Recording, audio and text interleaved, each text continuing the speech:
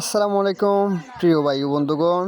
তো আশা করি সবাই ভালো আছেন। আল্লাহর রহমতে আপনাদের দোয়ায় আমিও ভালো আছি। তো আমরা খামারে প্রতিদিন লিটারগুলো পরিষ্কার করি আপনার প্রতিদিন রাত্রে করার কারণ একটা হচ্ছে আমরা রোজা রাখার পরে তো দিনে এগুলো করা আসলে পসিবল না আমাদের দ্বারা। সারাদিন আরও অন্য অন্য কাজে বিজি থাকি, এদিকে আবার খামারের কাজও নিজের কাজ নিজে করতে হয়।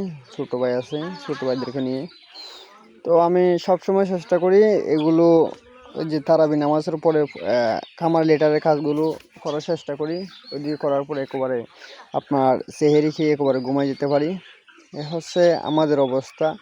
আমরা এগুলো দিনে না করার কারণ একটা হচ্ছে যে কি, দিনে করলে কি হয়, মানে গ্যাস যেটা আছে গন্ধ, এই গন্ধটা আমাদের নাকে মুখে ঢুকে একেবারে অবস্থা হয়ে যায়। আমি প্রথম একবার করছিলাম, এরপর থেকে চিন্তা করতেছি এগুলো রাত্রে করা। তো আপনারাও চেষ্টা করবেন সব সময় খামারের পরিষ্কার লিটার নাড়াছাড়ার কাজটা একেবারে রাত্রে করার, কারণ দিনে করলে হয়তো আমার মতো আপনাদের সেম সমস্যা হতে পারে।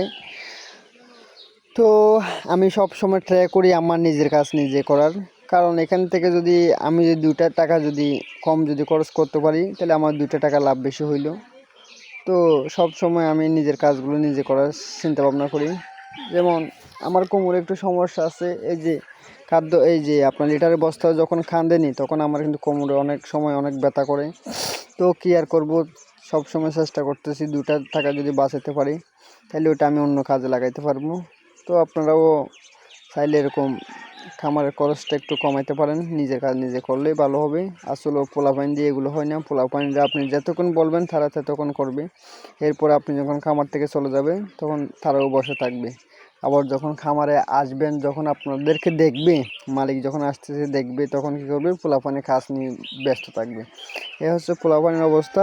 আসলে পোলাপাইন দিয়ে কাজ করাই, খামার থেকে লাভ করা অনেক টাফ একটা ব্যাপার স্যাপার পড়ে যায়।